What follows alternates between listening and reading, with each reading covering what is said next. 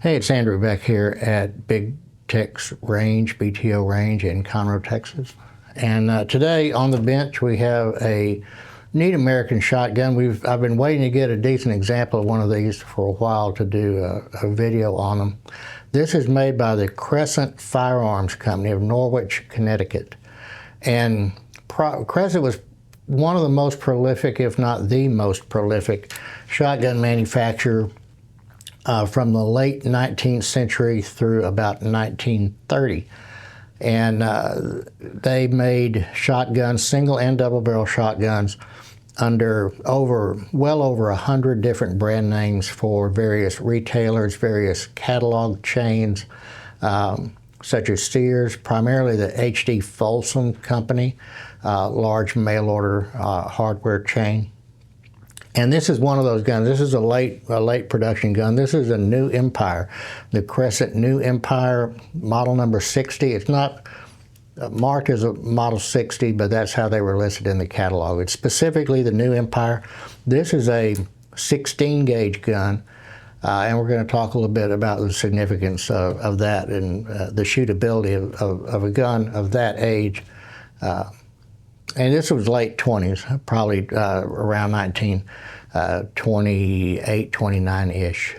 It's when this particular gun was made. But the Crescent Firearms Company goes all the way back to 1888. A man by the name of George Cilley, C-I-L-L-E-Y, and a partner by the name of Frank Foster bought the remains of the Bacon Arms Company. And those two gentlemen had firearms patents of their own. They were firearms designers of their own. They formed the Crescent Arms Company. And the first gun they made was a single shot, break open shotgun with a side hammer.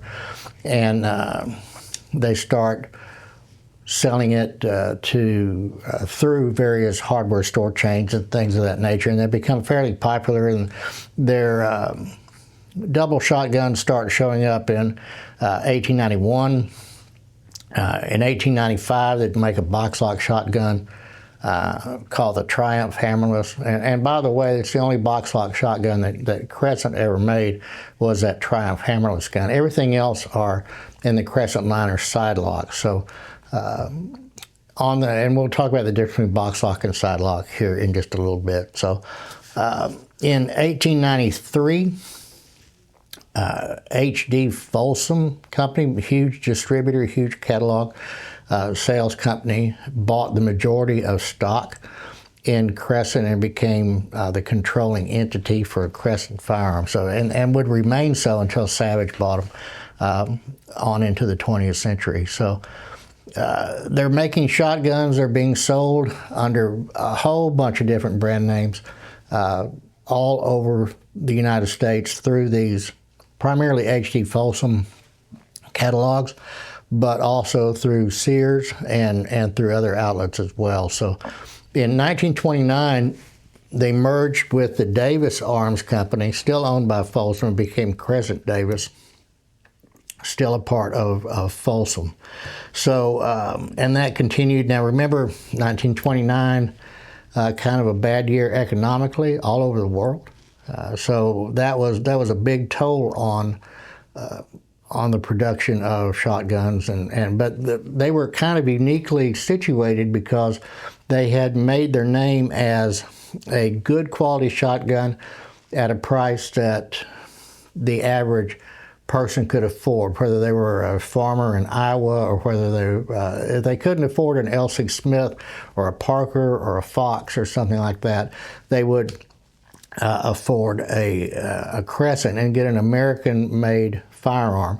Now, the biggest competition during that time, especially in the early days of Crescent, were the Belgian-made guns being imported and also sold in the catalogs. And Crescent did that as well. They imported Belgian parts and assembled shotguns with Belgian-made barrels and things of that nature. But eventually, it didn't take long. Eventually is probably not the right word, but it didn't take too long before they were making everything in-house, including the barrels that were all American-made at that point. So in 1931, Crescent Davis gets bought by Savage. Savage had made, they'd recently just bought Stevens Arms Company at that time. So Savage was really establishing itself as one of the major manufacturers of sporting arms, probably the largest manufacturer of sporting arms in the United States during that time period. And this would be their shotgun line, at least until they started. They had their own shotgun line, and some of the Crescent David stuff would evolve into the Stevens guns and then the Savage guns that proceeded well into the 1980s. But in 1931, Savage acquires them. They continue assembling guns from parts on hand, selling them under the Crescent name, just made by Savage. But that only lasted for about a year.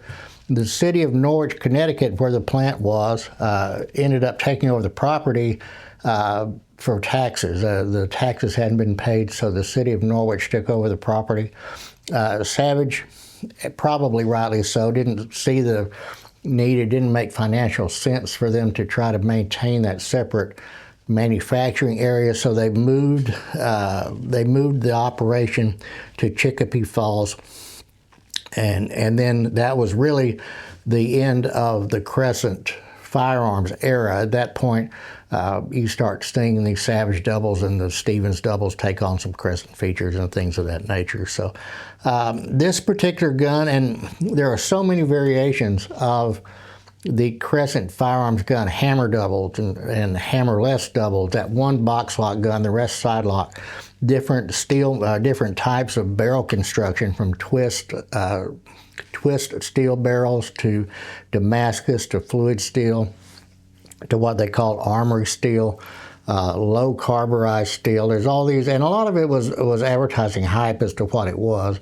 but they would look upon the type of steel manufacturer, I guess, as different grades of shotgun, with the twist steel being at the low end all the way up through Damascus was considered a finer grade steel, and then the fluid steel or the armory steel, we see that as smokeless powder begins to really take hold. So all this was going on at the time when the shift was being made from black powder shells to smokeless powder shells. So pressures were different, and the pressure curves were different, how quickly the pressure occurred in the barrel. So steel, the metallurgy had to change, the steel construction of the way the barrels were constructed had to change. And that was reflected in the advertising of the time. You see that in the Folsom Arms catalogs, which is, by the way, one of the best ways to date one of these. There are no serial number charts anymore. The story is that all those were destroyed in a paper recycling drive for the war, World War II. So, and that may well be, but in any event, the best way to date these guns is to look and see when a particular model was introduced in those early Folsom Arms catalogs, and you can get a rough estimate. And research has been done, but it's kind of just broad brush research. In other words, you know, they'll say that so many of these guns were made between this year, and then it's just a simple matter of math. Okay, you've got 11 years and this many guns, so about 20,400 guns a year were produced of this particular model. And then you just extrapolate and determine about what your gun was produced. And that's going to be, you know, you get close, but close is sometimes about all you can get. And then sometimes there are some anomalies, like on this gun here. We'll go over that in just a second. So this is the New Empire, and the first mention of the New Empire gun is in 1929 in the Folsom catalog. And before that, they had the Empire and the New Empire. So the big difference between the Empire and the New Empire, there was a couple of differences. One, they did away with the Anson and Dealey latch. This is a simple snap latch on the forend. We'll take this gun down here in just a second. I'll show you what I'm talking about. And they changed the lock. There are almost 3 different generations, at least, of the locks used on the Crescent Firearms gun. There was a V-spring lock, there was a coil spring lock, and then this gun here, the Empire and the New Empire, had its own type mainspring. It's not really a V, but it is a curved flat spring that powers the hammers on this gun. So we can go through and and look at those old Folsom catalogs and determine that this gun shows up in 29 as far as what catalog it shows in. But if we use that extrapolatory chart of serial numbers, this is a very early serial number on the receiver. So there's a several-year mismatch between the approximate date of the serial number and the date that the new Empire appears. So 25 to 29, 1925 to 1929. But I think the catalog is probably more correct. They certainly wouldn't have the gun marked New Empire without it being in the catalog as such. So 28, 29 is probably the best bet on this particular gun. So they made this gun in 12, 16, and 20 bore, and a 410 model. The 410 was called the Quail model, or the Quail hammerless model in 410. And they're getting to be quite collectible. Out of all the Crescent guns, the ones that bring the most money are the Empire, the New Empire, or anything with smaller bores and higher condition, right? So let's take a look at this gun and see when you're looking at, first of all, let's get this out of the way also. A lot of people equate Crescent Firearms with those Belgian guns that were brought in and sold in the hardware store catalogs alongside these, and really should not lump them together. The Crescent arms, although they weren't engraved, they're certainly not an L.C. Smith, certainly not a Parker or a Fox. They are still well-made guns. They're robust guns, and with a little care, they hold up well. There's no reason that this gun could not be shot today with the appropriate ammunition relative to the chamber length of the 16 bore. So how do we evaluate one of these, or what would you look for? Same thing we've always talked about, right? Scarcity, originality, and condition. Scarcity, 2 million of these Crescent shotguns were made. Probably more than that. The exact numbers aren't known because literally well over 100 different brand names attributed to the Crescent Firearms Company. So 2 million-ish, so not particularly scarce. You find them a lot. But they become scarcer as we go down in bore size, and they become scarcer when we talk about the condition of the gun. Most of the Crescent guns that you find have zero case color left, tons of surface rust and dents on the barrel. I mean, they were used and abused and not well cared for in households and ranches and farms and every place all across the country. And they show it some 100 years later, right? So this gun is well above this typical condition that you find in these Crescent guns.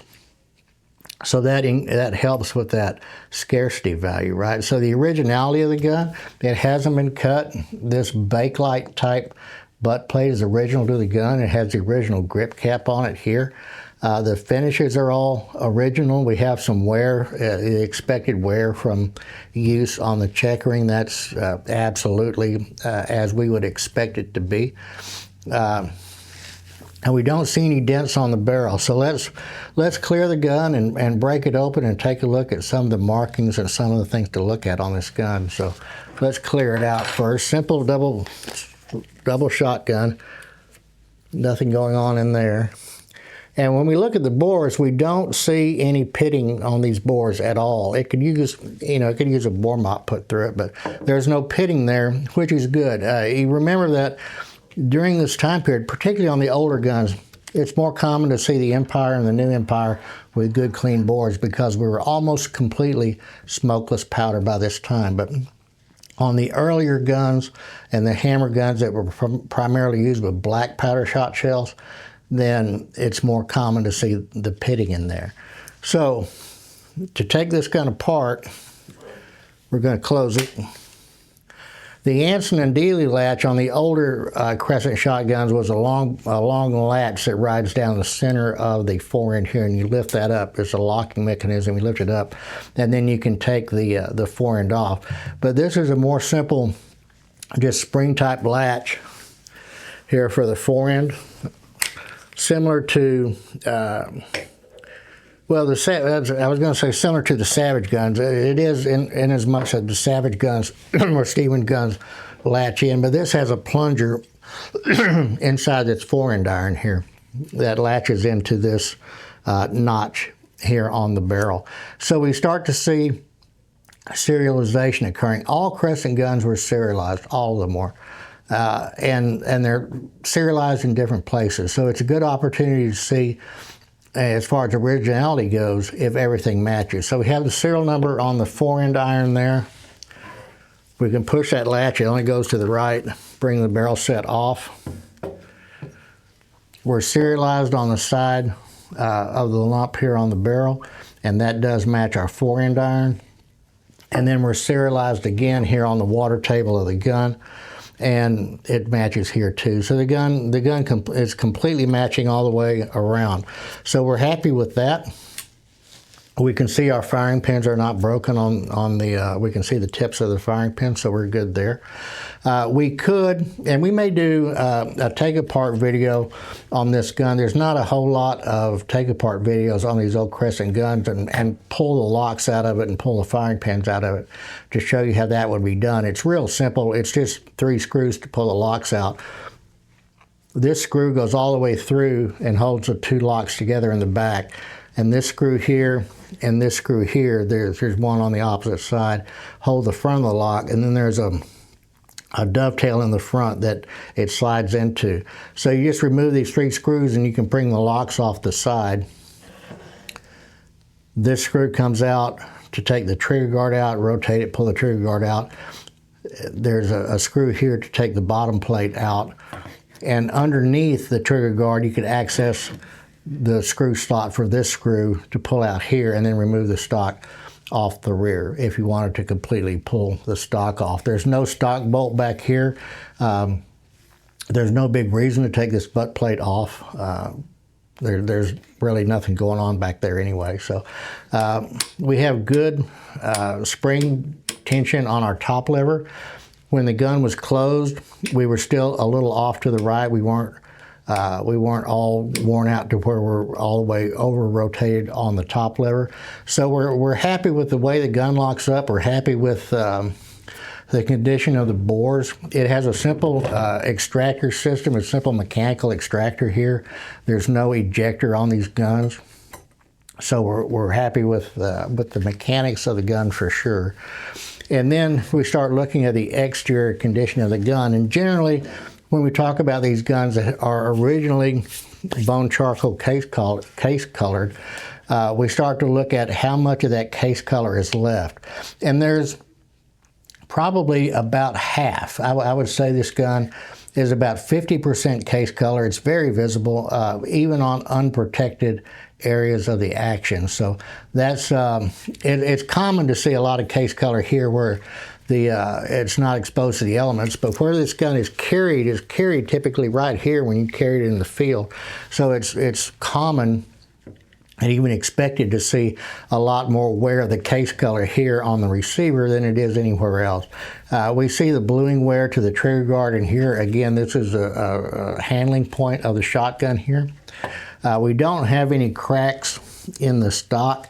This is a slender stock, much like it has the same problems that an L.C. Smith would have, that we start to see splits here as well. So, and we don't see any of that on this shotgun. So we're really happy with the condition of this gun. We do see a couple of the screw heads, the screw slots are kind of jacked up just a little bit. So at some point in the last 80, 90 years, somebody has opened this gun up without the correct screwdrivers. But that, I mean, that is real common to see that on these old guns. So the screws are not, as far as being commercially remade, I don't know that that's happening. I mean, we could do it. It'd be expensive to make a one-off screw to fit that, but it could certainly be done. It's a fairly simple machining process to do that. But we have just really happy with the overall condition of this gun. So 16 gauge, right? So 28-inch barrels and a 16 gauge, and they're not choke marked. So you measure, the way choke is determined in a shotgun barrel is the constriction of the muzzle, the difference between the bore diameter and the constriction of the muzzle gives you the degree of choke on the shotgun. So this particular bore diameter on this shotgun is .665, 16 gauge. The typically accepted shotgun bore diameter for 16 gauge is .667, but this one's .665. That's not a tremendous amount of difference, so we're okay with that. But we took calipers and we measured the muzzles of the gun, and they're .6355.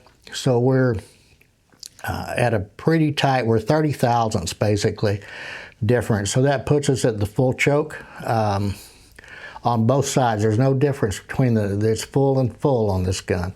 So probably not going to be that great of a dove gun, but I mean it would still be a usable gun. Full choke was commonplace on shotguns forever and ever. The open chokes really didn't get on board until